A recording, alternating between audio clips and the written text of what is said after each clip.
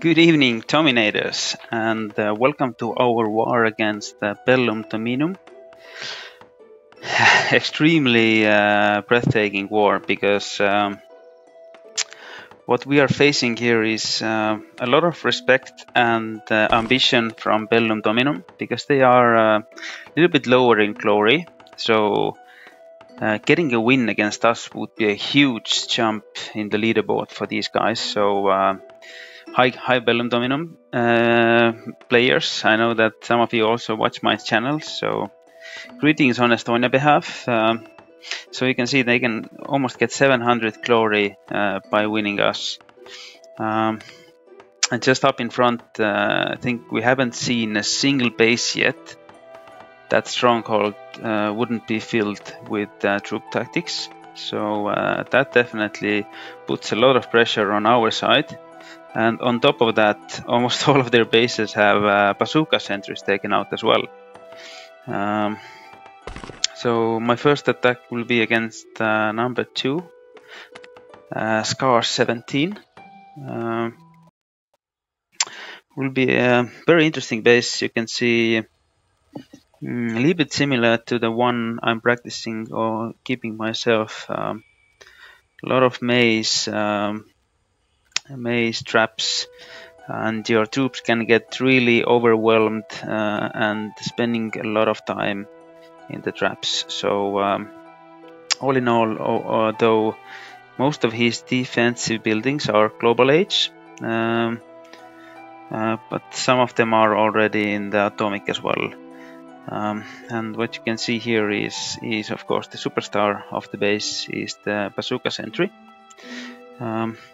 And I will not actually go into too much detail here. Instead, we will jump into the War Academy, and I will explain my attack scheme there.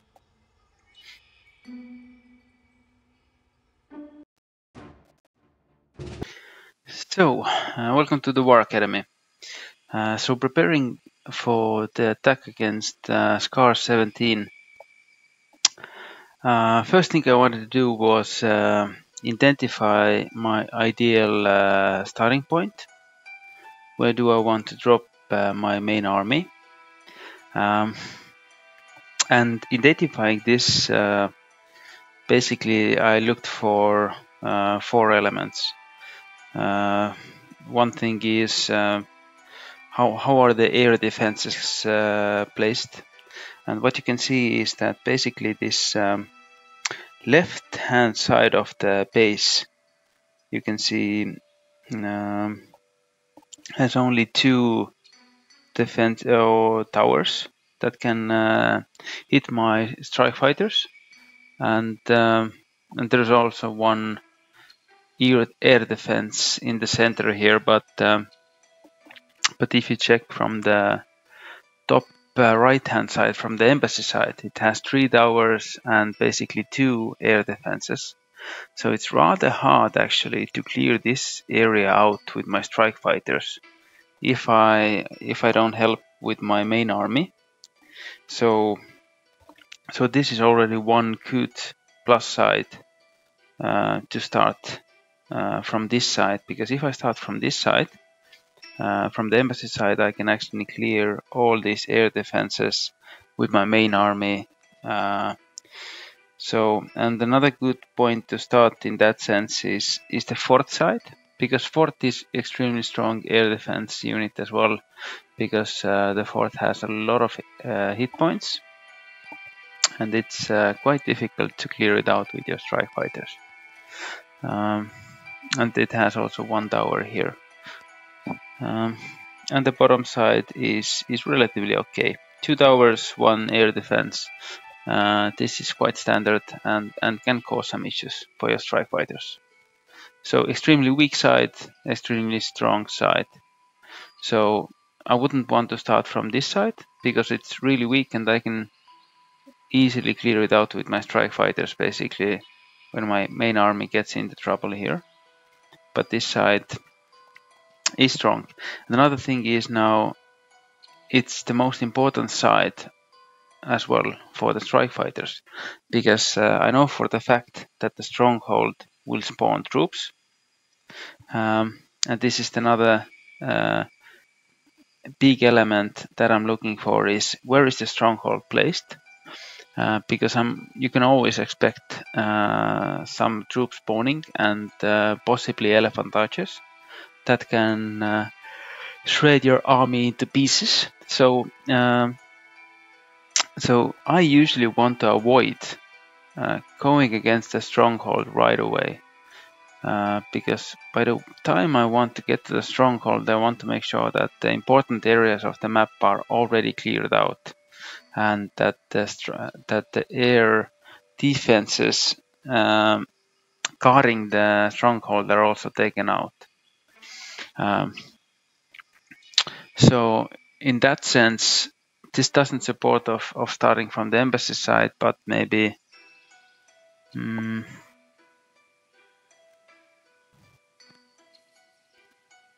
maybe rather from the bottom side. But what you can see is that in the bottom there's actually the wall here has open space. And if I would start from the bottom, the air defenses wouldn't be cleared out. So I'm basically forced to start from the top hand side, because third element is the Forbidden City, and starting from the top, I can actually clear the Forbidden City really easily as well. Just with the one rally, I can clear both Town Center and Forbidden City. So the stronghold makes it extremely dangerous, and that's why I will show you a solution against this stronghold that will solve my threat of starting from the top. And the last elements are actually fort and in this case bazooka tower as well. How do I clear fort with the strong generals inside, and how do I clear the bazooka tower? In this case, this base has a big flaw in it. The bazooka tower is basically rendered useless. What you can see is that there's nothing guarding the bazooka tower from my strike fighters, except this level 2 air defense. So what I can do is basically clear both this air defense and the bazooka tower with the one flight round of my strike fighters. And how I can do that is basically, if I use the strike fighters target, what you can see here is the air defenses, or the air spaces. So if I want my strike fighters to start from the bottom side, and I do, because the bottom side is totally defenseless against air. In case there might be, of course, some missiles, I don't know that, but still, basically it's defenseless. So if I would use my strike fighters on the bazooka tower directly, what it basically means that they would hit the bazooka tower, they wouldn't do any damage to this air defense. So they would come here, and this air defense would be attacking my strike fighters all the time. Instead, what I can do is, because the air defense or the airspace is actually cutting this air defense into half, if I use my strike fighters on the bottom half here, I can actually do damage to the air defense and the bazooka tower at the same time. Because how it works, that if there's 3 unit times 3 unit or 3 tiles times 3 tiles buildings next to each other, if I attack the second building, I will also do the damage to the first one. If I attack the first one, I don't do the damage to the second one. So basically the big flaw here is that the bazooka tower is basically rendered defenseless, and also that there is a building, air defense building, right after the bazooka tower. What you should do is at least keep 1 or 2 spaces empty after the bazooka tower. Then I'm forced to hit only the bazooka tower, and I can't do anything else. In this case, what I can do is use 4 strike fighters in this tile here. And what I want to also do is send one strike fighter slightly ahead of others, because if there is SAM missiles here, then I would make sure that the first plane is the only one to take damage, and the others that are flying next to it would not, because the SAM missile actually has splash damage. So I would use 4 strike fighters on this corner here. So, and what it means that it might be that if the university development is not done, the Amelia, then it might be that only 3 strike fighters will already clear it out. But just in case he has Amelia completed, I can actually use 4, and if it falls before that, my 4th strike fighter would just continue attacking the bazooka tower, because if I use it on this tile here, if this building falls, it will directly go to the second closest building. You can see that the bazooka tower is the closest building to my chosen location of this tile here. If I would use my tile somewhere here, I would have threat of my strike fighters coming this direction. That is actually a little bit defended. And then my strike fighters would continue attacking the town center after this air defense falls. And I wouldn't do any damage to the bazooka tower as well. So it's extremely important to use this tile when I'm attacking with my strike fighters. And the last strike fighter, 5th one, I would use the tile somewhere here, because the 5th one will actually do a second strike. First strike will be on the bazooka tower, and second strike, the bazooka tower has already fallen. So I want to make sure that my strike fighter would continue straight attacking this building, Pentagon, because if it would start attacking, for example, this redoubt, what it does is that if it tries to come back, it's gone. It will be taken out at the meantime. It will start flying around and then finding its right target. So what you want to do is basically always target the building that you are choosing on the bottom side of the, or the closest side to your planes, because then if they are turning back, they would then continue directly back on the track that they were, instead of starting to fly around. I'm sure that you have experienced that if you choose the wrong location for your strike fighters, sometimes they just, keep flying around and taking a lot of damage. And if you actually control your strike fighters perfectly, that will almost never happen. So in this case, I can make sure that both of these buildings will fall, and my strike fighters will basically take no damage at all, because my 4 strike fighters will clear this air defense immediately without it being able to attack almost at all, my strike fighters. So this will be my first move in this attack, and sorry guys for taking so much time, but these details I find that are extremely important and can actually help you out if you pay attention to these elements. And actually, if you get used to using your strike fighters like this, you don't need the air spaces that much. You can just quickly understand the locations on the map and can use your strike fighters to the maximum. And why I can actually, regular case is that I would always like to start with my main army, dropping my main army, because using strike fighters will delay dropping my main army around 8 to 10 seconds. And that means that 8 to 10 seconds, my whole army will not do any damage to the enemy base. But in this case, the time of getting the quick victory is not important, because the town center and Forbidden City are on the same path of my main army, and I will get the quick victory anyways. So instead, I want to make sure that I have my strike fighters available, and I don't need to scroll back and start using my strike fighters after my main army has already been dropped. Because if I drop my main army, it will advance very quickly, and I want to make sure that I'm ready with my tactics and everything else, that I wouldn't miss any important moments in the battle, because this battle here after the strike fighters will be extremely important, every element. So first of all, taking down the bazooka tower. And just to quickly show you also the statistics, how I can take down the Bazooka Tower, or Bazooka Sentry is it called now.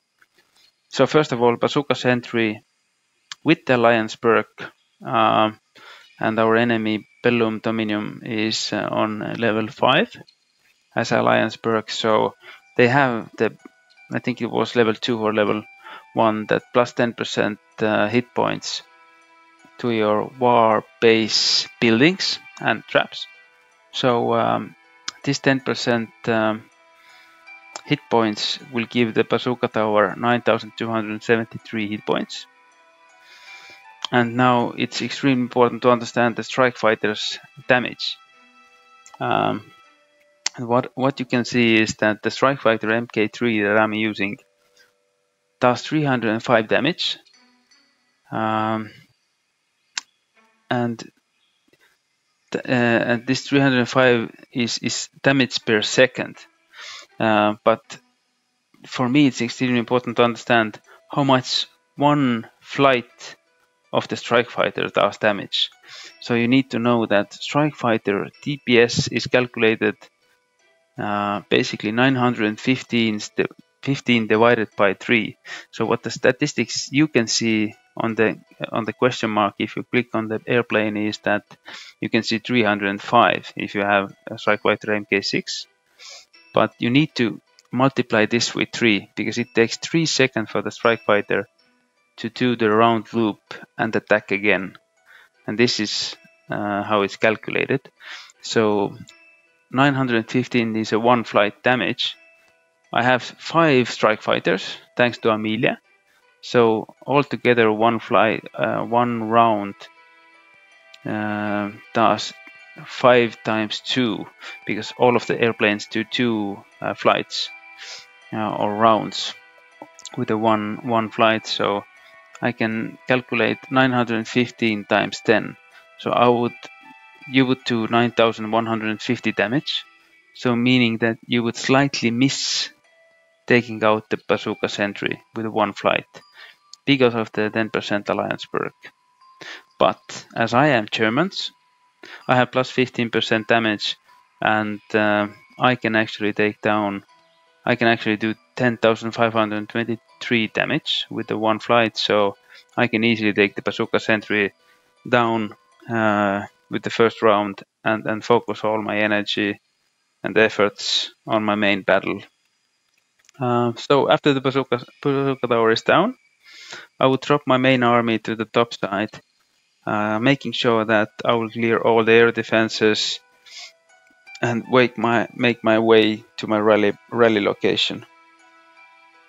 As a third move, I would use a decoy here, somewhere to the outer wall layer here, because it's important that I wouldn't spawn the field officers from the town center, but instead would spawn the troops from the Stronghold, because I want to spawn the troops from the Stronghold before I do my rally, because if there will be elephant archers inside there, I want to make sure that my army isn't clumped up when they spawn, and that I would already have time to clear some of these troops with my strike fighters, because the fourth move then would be taking out basically all the spawning troops from the Stronghold. The fifth move, sorry, my computer got stuck a bit. My fifth move will be actually rally to the my rally location, and this will be behind this wall. And I have 2 veteran engineers with me that I would spawn right before I do this fifth rally move. And then I would use Blitzkrieg and lock down the town center as well, because my troops, thanks to the veteran engineers, would probably make their way through this wall pretty fast and take down the town center. As an 8th move, just in case I need to use a second decoy for the spawning elephant archers or whatever troops there are in the stronghold, I don't know yet. As a 9th move, I would also use one decoy right in the middle of this base, because all the spawning troops would then be focused on the decoy instead of my troops, because this is the location where I plan to do my second rally. Because from the middle here I can actually clear all of the important defensive buildings and just support with strike fighters and clearing out buildings on the edge of the map. As 11th move, I would use Blitzkrieg to avoid fighting with the generals. And of course, it can come earlier, the need of using Blitzkrieg against the generals, but whenever it comes, I need to be ready. So I need to be focused on the fort as well. And then I have a couple of decoys I can use, preferably on these narrow paths, because these are filled with traps, like I did for the first decoy here. So this is basically the war plan against this base. I hope that I didn't bore you out and you find it useful. Let's see how we do in the real attack. Thanks a lot.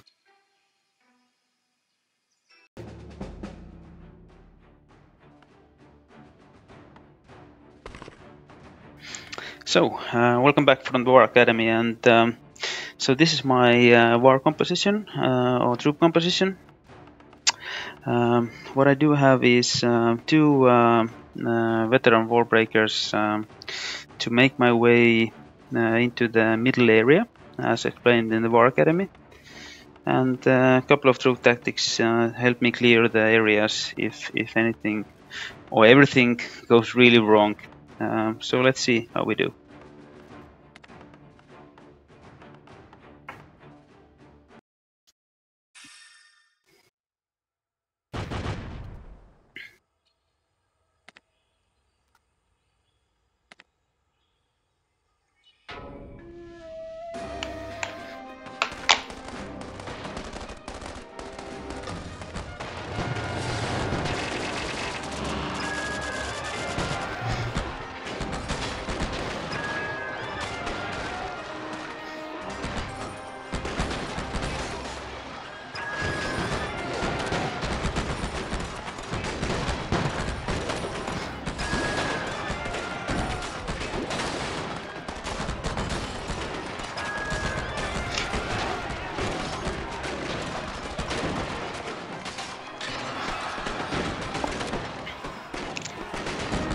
Let's get so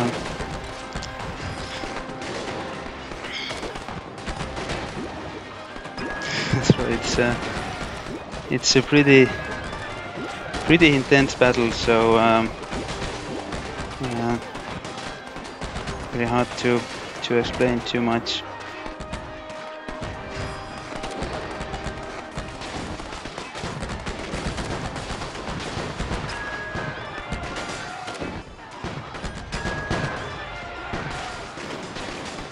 One of my strike fighters decided to suicide, but that's not too big of a problem,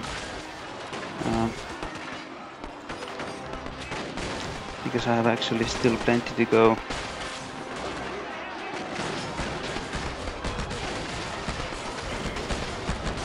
I left the enemy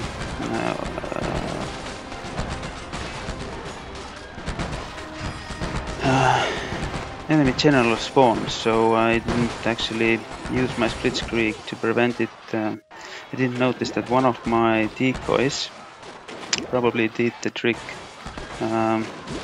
for me, unfortunately, and got the enemy officers spawning, general spawning, so I can use my my Blitzkrieg actually in my regular attack. That's not too bad either.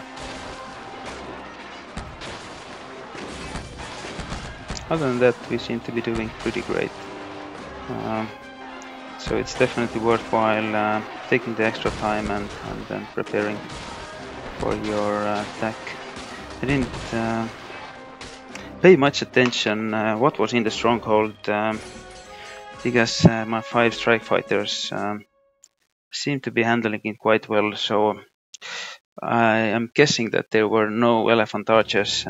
Was a bit too busy making sure that town center field officers don't spawn.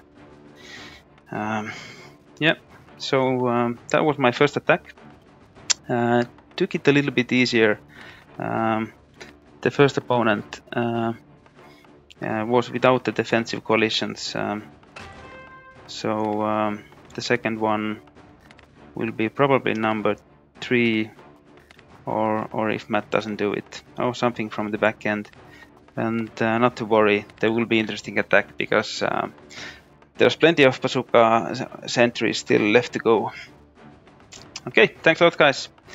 See you tomorrow for the interesting final of this war.